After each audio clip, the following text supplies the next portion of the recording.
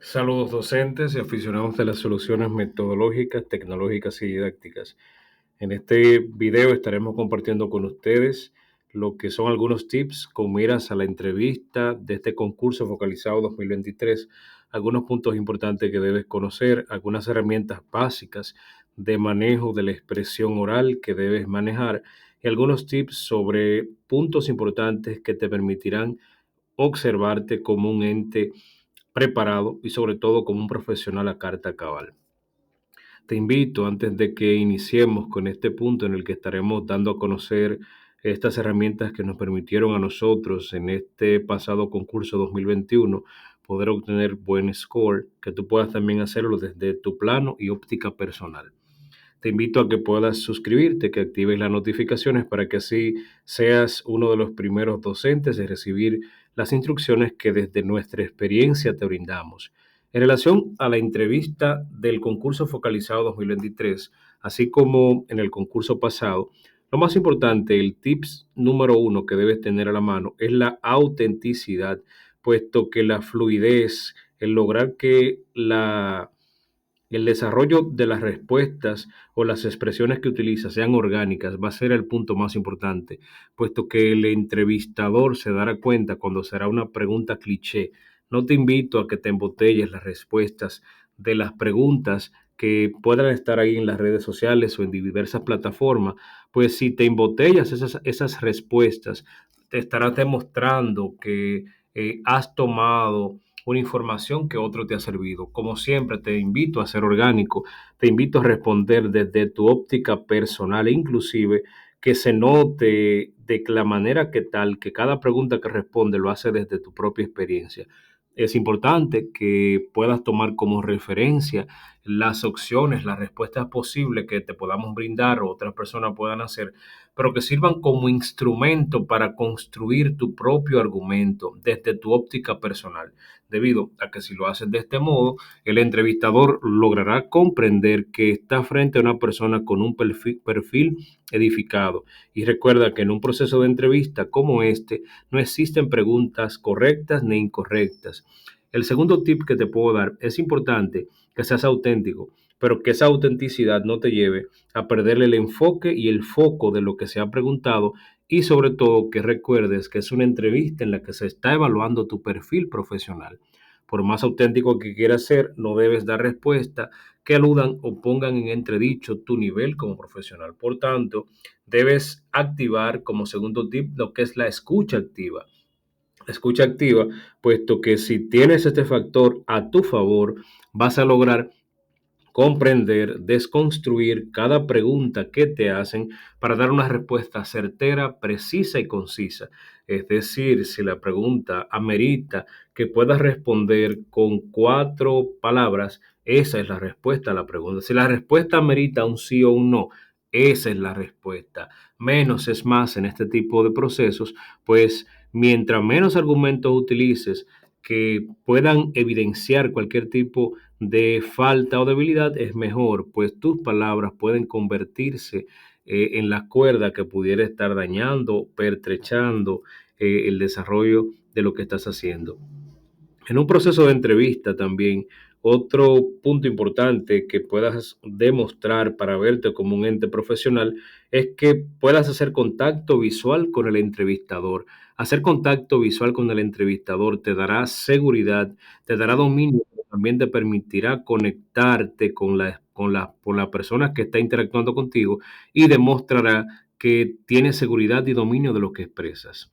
Otro tip importante que debes tomar en cuenta es el lenguaje verbal. Recuerda que debe existir una coherencia, una cohesión entre lo que expresas de forma oral y lo que expresas con tus ademanes, con tus gestos. Por tanto, te invito que antes de tomar esta entrevista del concurso focalizado 2023 puedas ensayar estas preguntas, no como un cliché, como te hemos dicho, sino como una herramienta de que puedas verte frente al espejo y puedas observar cuáles expresiones, cuáles gestos, cuáles simulaciones presentas a la hora de dar una respuesta, puesto que si intentas dar una respuesta de manera enfática, utilizando un lenguaje descriptivo, pero tienes el ceño fruncido, entonces hay una disonancia entre lo que expresas y lo que muestras como actitud. Por lo tanto, es importante que mantengas una cohesión total entre los que expresas. Tu lenguaje verbal y no verbal esté conectado, las expresiones que utilizas, la forma en la que te sientas. Es importante que si vas a una entrevista con el nivel de formalidad que conlleva esta,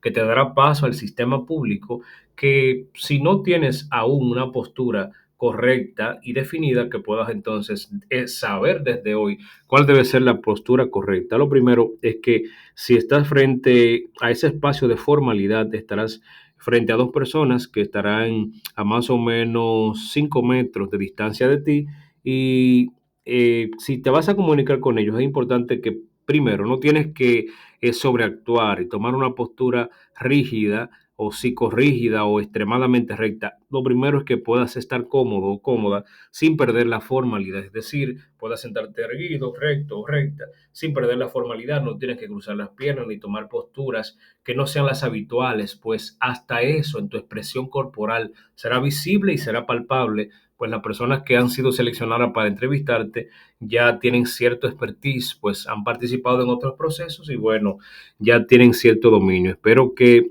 estos tips iniciales te puedan servir para mantenerte al tanto y tener ciertas nociones a la hora de tu poder tener enfoque y saber cómo dar respuestas concluyentes, pertinentes, centradas y que se concatenen con las preguntas que te han realizado. Luego de estos tips, invito a que te suscribas si te gusta lo que escuchas y la manera en la que entendemos que es la correcta. Te invito a que puedas darle me gusta y así demostrarnos que lo que hemos expresado te parece correcto.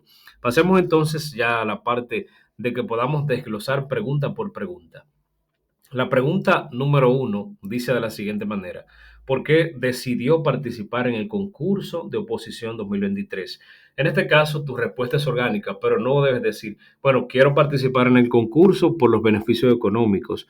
Eso pudiera ser una respuesta, pero recuerda que se está midiendo tu nivel profesional y cada respuesta va desde el plano personal. Una posible respuesta: bueno, decido participar en el concurso focalizado 2023 debido a que es una oportunidad para ofrecerle al Estado Dominicano mis servicios y sobre todo es una puerta abierta para expandir mis capacidades profesionales y sobre todo para poder servir al Estado desde el plano de la pedagogía, desde mi formación profesional. Entonces, de este modo estaríamos respondiendo a esta pregunta.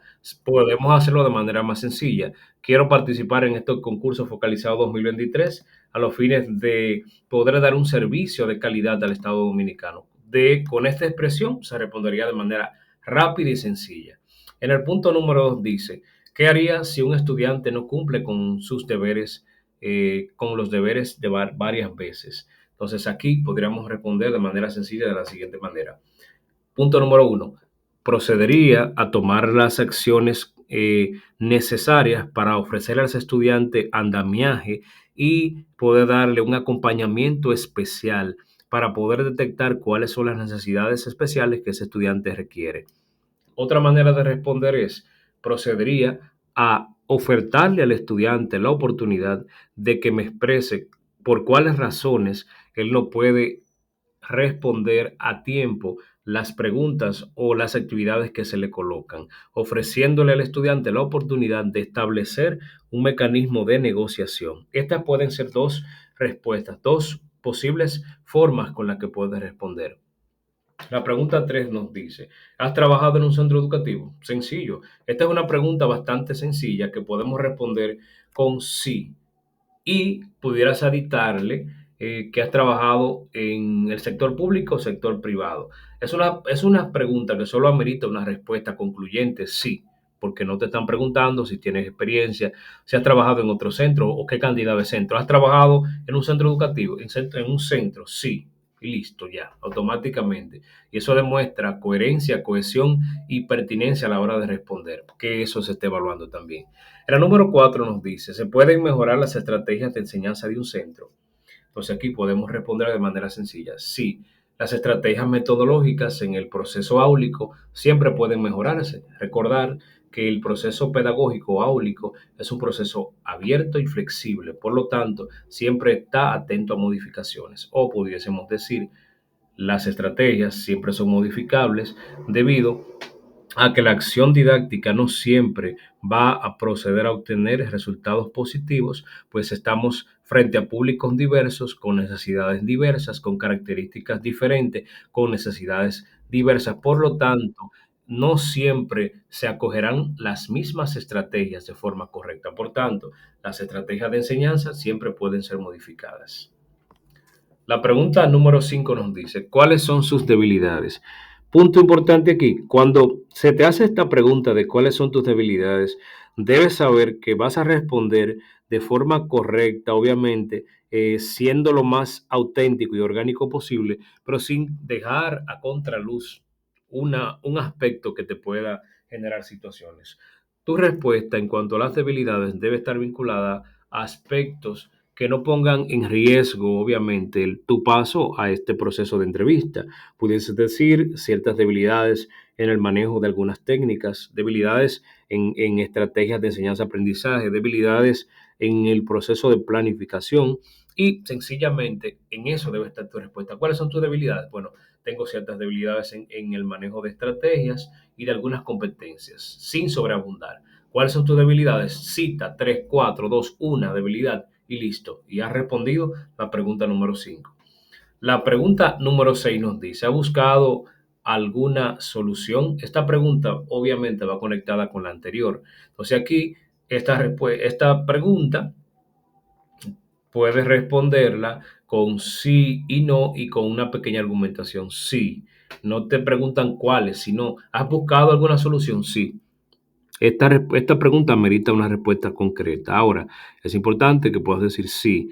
eh, en los actuales momentos estoy en un proceso de autoevaluación. He estado observando, analizando, interpretando y buscando ayuda en diferentes medios audiovisuales, textuales, para fortalecer dichas debilidades, así como también conectándome con otros profesionales con mayor nivel o mayor expertise en lo antes expresado.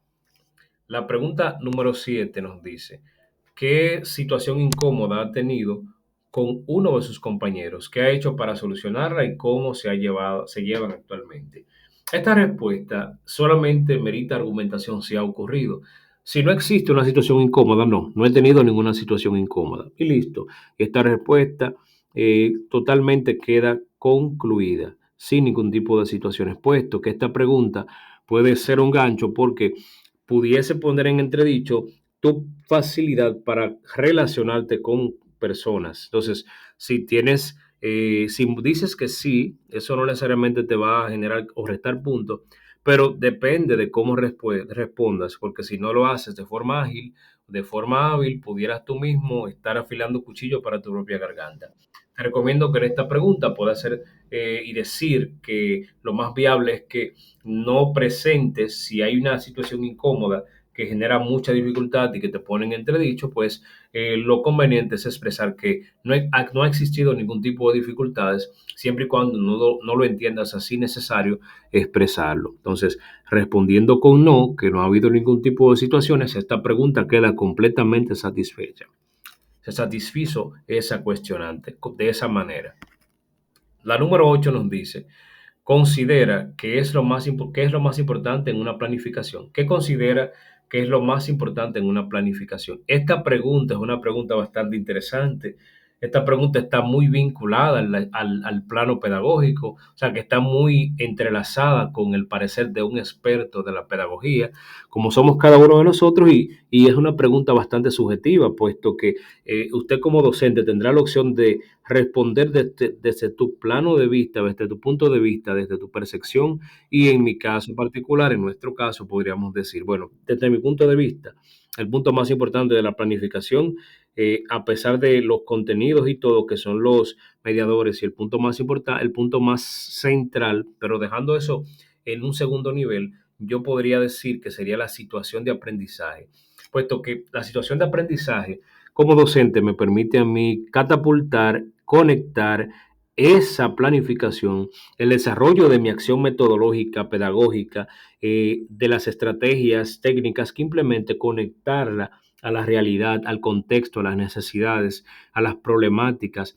a las características de mis estudiantes. Entonces, esa situación de aprendizaje podría ser el factor más importante dentro de la planificación, puesto que me da un recurso, un expertise enorme para trabajar. Otra cosa que tú como docente pudieses expresar y que te daría un gran nivel frente a quien te entrevista, tus entrevistadores, entiendo que podría ser el caso de la metacognición.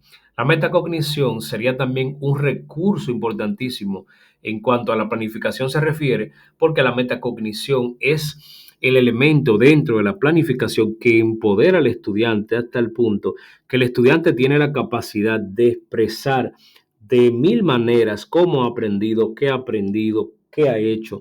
Es decir, la metacognición es una herramienta poderosa que te da a ti como docente el expertise para que a través de la expresión de tus estudiantes puedas conocer qué tan efectivas son las estrategias que aplicas, pero también te permite conocer qué tanto aprenden tus estudiantes, cómo tus estudiantes llegan hasta el punto de poder enarbolar lo que has aprendido, expresarlo, sintetizarlo, conectarlo con su realidad, vincularlo con factores de su día a día. O sea, pudieses también utilizar la metacognición como ese elemento que pudiera ayudarte a responder la pregunta 8. Pero otro punto importante dentro de la planificación que te pudiera servir a ti también como ese eje para decir que es el punto más importante, pudieran ser las estrategias, porque las estrategias van a ser el conjunto de métodos, de acciones que te permitirán a ti como docente poder trabajar esos contenidos, poder sintetizarlos, hacerlos más complejos,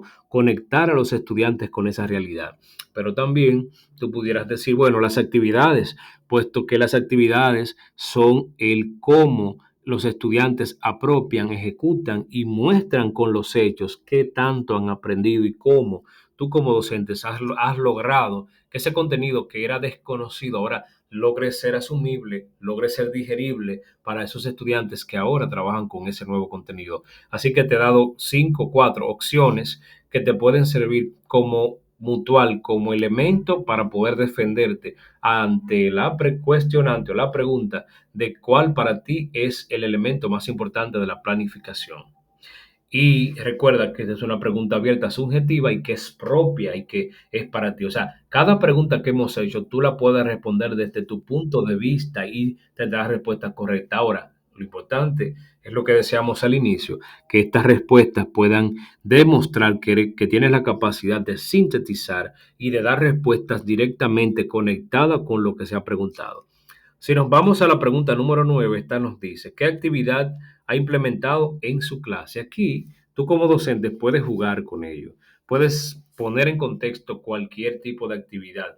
Puedes decir, bueno, he realizado actividades innovadoras como es la integración de las TIPS, por ejemplo, para impartir un contenido vinculado con lo que es la mecánica de fluidos. O puedes decir, bueno, he utilizado simuladores químicos para trabajar lo que son los isótopos radioactivos, o he trabajado a través de herramientas audiovisuales para demostrar cómo se encuentra estructurada la célula vegetal. Esa es una manera a través de la cual puedes expresar una actividad y es algo bastante sencillo. La pregunta número 10 nos dice, ¿has dado una clase junto a tus compañeros?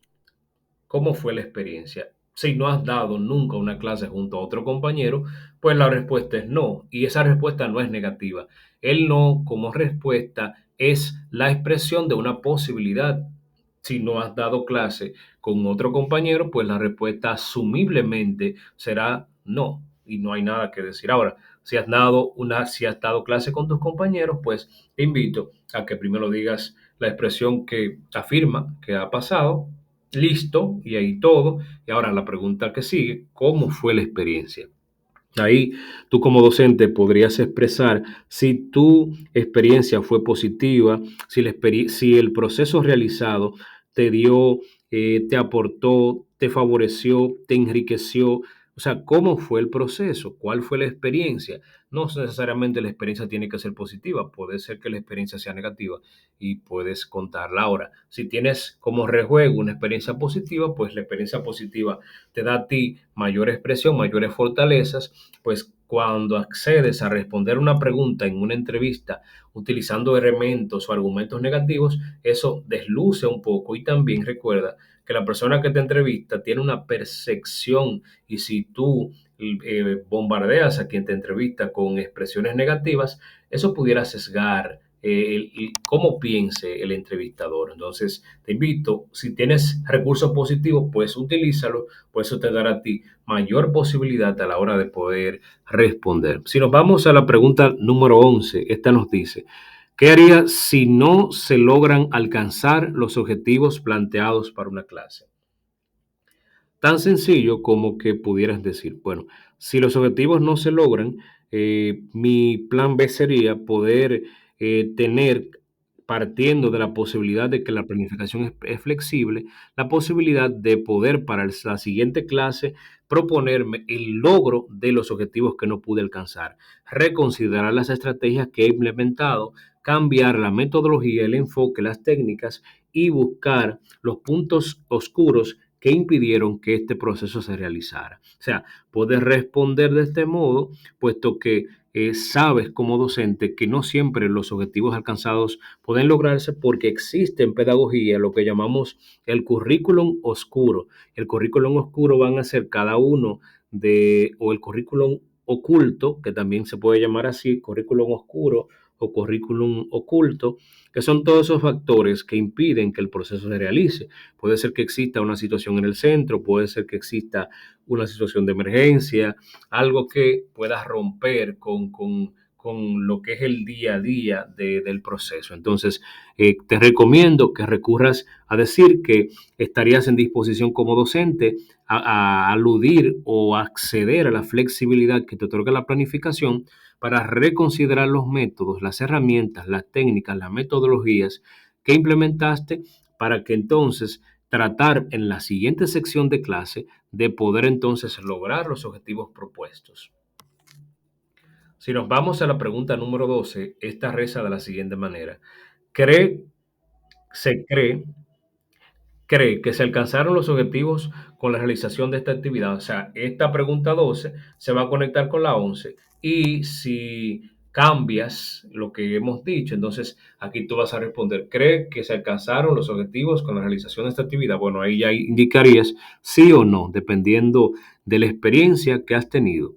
La número 13 nos dice, cómo se puede evidenciar? O sea, ahí tú dirías, bueno, a partir de lo que hemos preguntado previamente, si realizas la actividad, ¿cómo se evidencia? Bueno, tú puedes decir, se evidencian porque logré aplicar diversos instrumentos en el desarrollo de la actividad y los estudiantes lograron responder de forma positiva. Se evidencia también, puesto que los estudiantes al hacer el cierre pedagógico lograron responder de forma efectiva a las cuestionantes. Se evidencia porque los estudiantes lograron realizar las actividades propuestas. Se evidencia porque los estudiantes al hacer el proceso de la metacognición lograron desconstruir, responder de forma efectiva a las cuestionantes realizadas. Y de este modo entonces pudiésemos decir que sí se evidencia lo que hemos explicado previamente. Aquí la pregunta 14 nos dice, comente una situación en la que haya hecho algo novedoso y los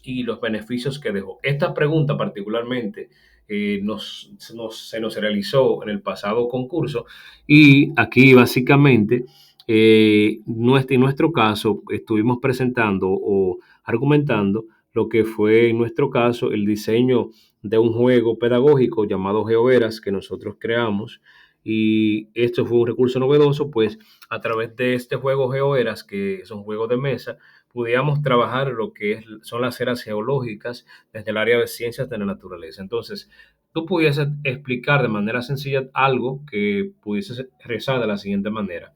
Por ejemplo, puedes decir que algo novedoso que has hecho es que lograste, por ejemplo, llevar una actividad lúdica o que llevaste una dinámica o que trabajaste los contenidos utilizando simuladores, recursos audiovisuales o que trabajaste un contenido desde la estrategia de inserción de estudiantes y maestros en el entorno o que hiciste un proyecto o que hiciste una campaña publicitaria, es decir, y luego dirías, bueno, y los beneficios fue que los estudiantes mostraron un alto nivel de interés, un alto nivel de cohesión. Los estudiantes lograron mostrarse entusiastas, conectados, sonrientes, motivados y logrando esto pudimos entonces potencializar y aportar a los estudiantes una manera diferente de poder trabajar contenidos y una forma que se logró que ellos pudiesen entonces estar motivados, dejar la pasividad y sobre todo abandonar las cuatro paredes del aula. Si nos vamos entonces a la número 15, esta nos dice, un estudiante con problemas de aprendizaje, cómo se dio cuenta, un estudiante con problemas de aprendizaje, cómo se dio cuenta y qué hizo para prepararlo. ¿Cómo cree que esto afectará al estudiante en el futuro? Entonces, está aquí hablando de que si tienes un estudiante con problemas de aprendizaje, ¿cómo se dio cuenta y qué hizo para prepararlo? Bueno, como docentes, ustedes saben que día a día estamos en el enfoque de poder trabajar diversas actividades y automáticamente cuando trabajo una actividad, puedo observar que hay estudiantes que están rezagados frente a la mayoría, frente a sus coetanos, frente al grupo. Entonces, cuando un estudiante de manera continua y repetitiva muestra no manejar ni siquiera mínimamente el desarrollo de una actividad, pues esto me da a mí el indicio de que el estudiante pudiera tener ciertas situaciones, pero me he podido dar cuenta de estudiantes que tienen situaciones cuando le es más difícil que al grupo, que la mayoría, realizar lo que habitualmente todos pueden hacer. Y una forma que me permite lograr prepararlo o ayudarlo es lograr entonces que éste se sienta parte del grupo y que no vea esto como un factor que delimite o impida su desarrollo, sino que ese estudiante, como he percibido, tiene necesidades educativas especiales, pues asimismo mi tratamiento, mi apoyo, mi ascenso, mi acercamiento a él va a ser diferente. La pregunta siguiente nos dice, ¿cómo cree que esto afectará al estudiante en el futuro? Bueno, esto dependerá del abordaje que yo como docente pueda realizar. Si mi abordaje es cercano, directo, afable, en pro de solucionar ese problema, bueno, esto no le afectará ni siquiera en el futuro, puesto que si el abordaje es temprano, cualquier problema, por grande que sea, si se soluciona en el tiempo-espacio, esto no ha de generar ningún tipo de dificultad. Entonces, pudiéramos responder de este modo, que nuestro abordaje, si fue persistente en el momento, pues entonces los resultados no han de ser negativos. Así que cuando tengas preguntas como esto, lo importante es que tú puedas mostrarte como un docente receptivo, que puedas mostrarte como un docente abierto y sobre todo como un docente que puede negociar y sobre todo que tiene la apertura de ofrecer una respuesta contundente, clara y precisa. Y sobre todo, si existen preguntas futuristas o que te ponen en un plano del futuro, que puedas responder conectando lo que dijiste antes con lo anterior para evitar que el entrevistador sienta que no existe cohesión entre lo que has dicho. Así que para esta entrevista te invito a que puedas seguir los tips que te hemos dado al inicio, que puedas tener cohesión, coherencia, que cada expresión que puedas dar pueda estar conectado con las anteriores. Escucha activa para que puedas mantener el hilo de la conversación sin salirte del espacio-tiempo. Si puedes dar una respuesta que no pase de los 20 segundos, mucho mejor, siempre y cuando la pregunta no sea una pregunta extensa. Si la pregunta es una pregunta prácticamente cerrada y entiendes que puedas responder con sí o no, es positivo. Ahora, trata de no ser tampoco tan tacaño o tacaña con los argumentos. O sea, si puedes dar más argumentos, si puedes mostrar evidencia, hazlo. Si las preguntas van vinculadas a tu plano pedagógico, a tu desarrollo, a tu formación profesional, y la pregunta cuestiona o te pregunta sobre evidencias de tu desarrollo como profesional, de tus capacidades, aquí los argumentos deben ser varios y que puedas entonces concretarlo, concretizarlo y sobre todo que sean expresiones y que sean soluciones o propuestas que sean alcanzables o que los planteamientos que presentes al entrevistador sean reales, porque será de muy mal gusto que puedas venir a vender algo, una ilusión que se convierte en una utopía. Así que sinceridad, ante todo, orgánica ante todo, pues esto te dará la facilidad de mostrar tus competencias sin tener que convertirte en un individuo que presentará cliché. Te repito, espero que no utilices respuestas que han sido compartidas por otras vías, porque posiblemente hayan más personas que estarán dando esa misma respuesta, y si un técnico que esté evaluando ha evaluado durante una semana a en promedio 1.200 maestros, y de esos 1.200 hay 600 que están dando la misma respuesta en cada pregunta, esto va a generar situaciones. Así que te invito a ser orgánico, te invito a que, si es necesario y crees prudente, crear un guión de las respuestas posibles que puedas dar, que lo puedas hacer, pero que esta construcción de respuesta puedan darse desde tu óptica personal y que no se conviertan en una botella. Te invito a que puedas practicar con más personas y que esas personas te cuestionen, y que tú para cada pregunta puedas tener una posible respuesta, pero sin que se convierta en una botella, sino que tú tengas claro cuál es el eje a utilizar y a partir de ahí entonces puedas enfocarte. Así que suerte, este es el punto más importante. Si has logrado llegar a este peldaño, eres prácticamente ganancioso de una plaza para trabajar en el Ministerio de Educación de la República Dominicana. Así que espero que puedas suscribirte, que estos tips te puedan servir y que sobre todo para este año escolar 2023-2024, para noviembre, ya tu nombramiento esté en tus manos, y sobre todo que tu designación como docente sea para septiembre de este año 2023, que el año escolar inicia el 28, pero que tú también iniciar, si no el 28, en días próximos del mes de septiembre, y que tu primer pago, tu primer sueldo, o sea, la vinculación tuya al Ministerio de Educación de manera efectiva a través de lo efectivo, pueda llegar entonces a partir de septiembre de 2023, noviembre, septiembre. Espero que todo te haya servido y que puedas utilizar estos tips para el desarrollo de tu entrevista concurso focalizado 2023.